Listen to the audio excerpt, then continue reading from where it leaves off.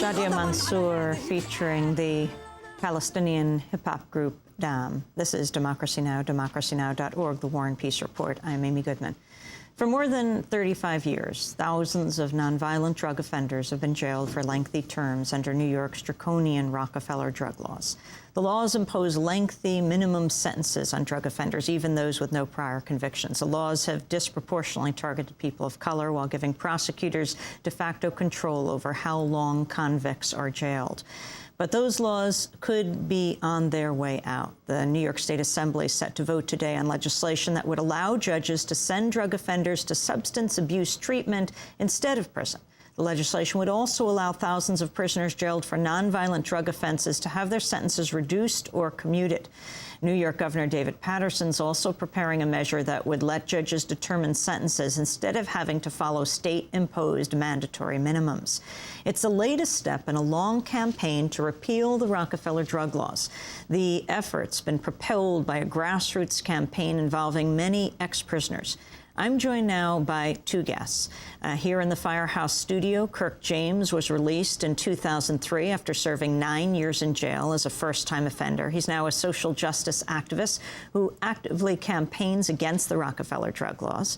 Also in the Firehouse studio, Caitlin Dunkley. She's coordinator of the Correctional Association's Drop the Rock campaign, the main grassroots campaign to repeal the Rockefeller drug laws, along with the William Moses Kunstler Fund for Racial and Social Justice. And on the line with us from state capital of Albany is Assembly member Jeff Aubrey. He represents New York's 35th Assembly District in Queens. He's led efforts in the New York State Legislature to repeal the Rockefeller drug laws. Well, why don't we begin with Assemblyman Jeff Aubrey.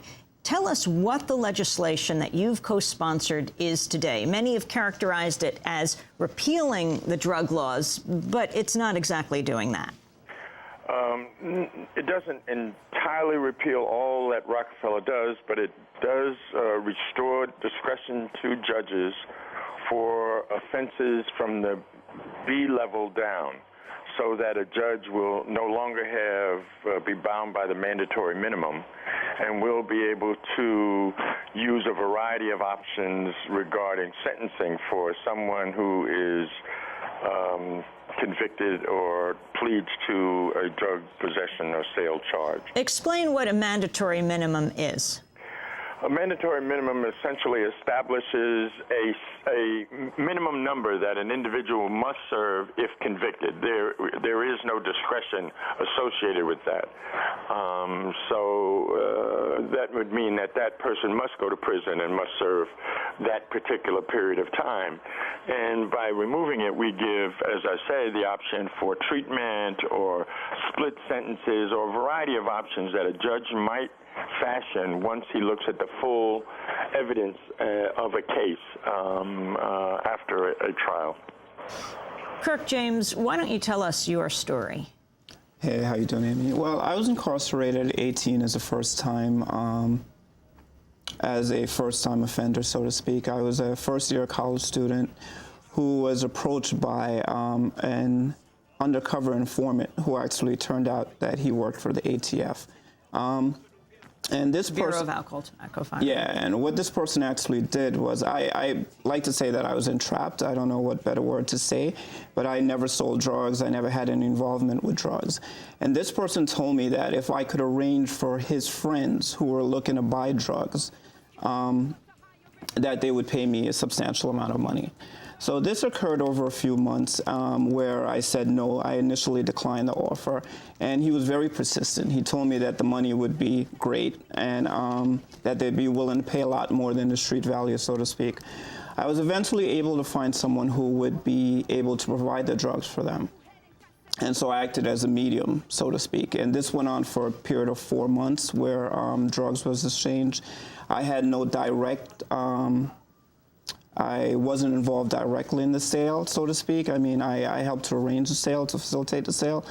And make a long story short, after 4 months, I was incarcerated. And turned out that, everything unfolded that these guys were ATF agents and that, I was facing a substantial amount of time in prison. Actually, my first offer was 40 to life. 40 years to life in prison. And as a first-time offender who had no knowledge of the criminal justice system and didn't, I don't want to say I was young and naive. I knew clearly that, I was agreeing to something that was wrong. Were you accused of, did you have weapons? Were you accused of hurting someone? No. This was a first-time offense? First-time offense. Like I said, I'd never been in trouble before. I was 18 years old. I was actually a college student. No history whatsoever. And no prior criminal activity. I'll be very clear on that. That this was actually my first time involved in any type of criminal activity. That's why I use the word entrapment, so to speak. So I was in this situation. I mean, as an 18-year-old, you can imagine I was very scared. I was very afraid. And like I said, my first offer was 40 years to life. Eventually, my family was able to afford legal representation, and by then, the entire story came out, and I had numerous charges. Even though, like I said, I didn't have any direct involvement in the sales, I was charged acting in concert. So I had numerous charges, and these charges were what's considered A1 felonies. A1 felony being the highest felony you can under Rockefeller drug laws, which each conviction lead into a term of 15 to life minimum. So after about 6 months in the legal process, my lawyer didn't feel that it would be very wise for me to go to trial, and actually steered me towards taking a plea of 7 to life with the belief that I'd be out a lot sooner. He told me that I'd be eligible for work release programs. I'd be eligible for different type of pre-release programs. How long did you serve? I ended up serving 9 years in prison. 9 years. Yeah. How unusual is this, Caitlin Dunkley? It's not unusual at all. How many people are in jail as a result of the Rockefeller drug laws? Right now, as we're sitting in this room, there's 12,000 people who are serving time under the Rockefeller drug laws in New York. 12,000.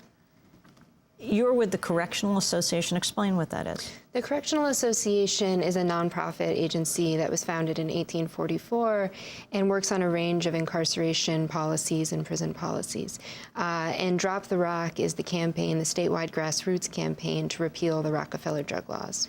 What is your assessment of the bill that the New York legislature is going to be voting on today, the Assembly? I think it's a really positive step forward, and I think Jeff Aubrey, Assemblymember Jeff Aubrey, for all of his leadership on this issue for years and years. He introduces a full repeal bill every year, and that's the bill that we support entirely.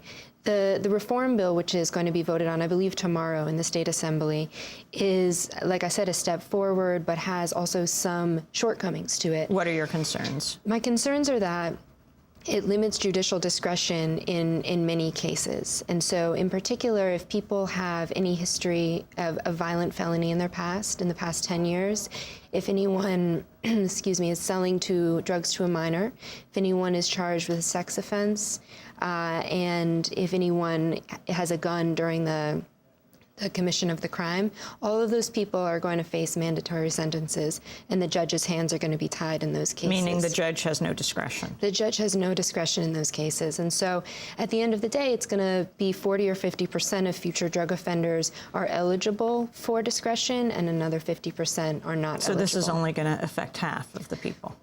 Ballpark about half of the people. And what about those who are in jail right now in terms of their sentences? Some of 25 to life, whatever you, Kirk, talking about 40 years to life you were first offered.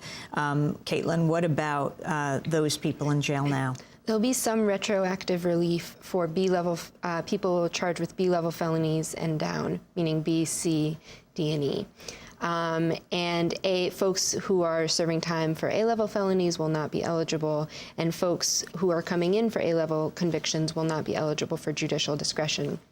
An A1 felony now carries a sentence of 8 to 20 years in state prison.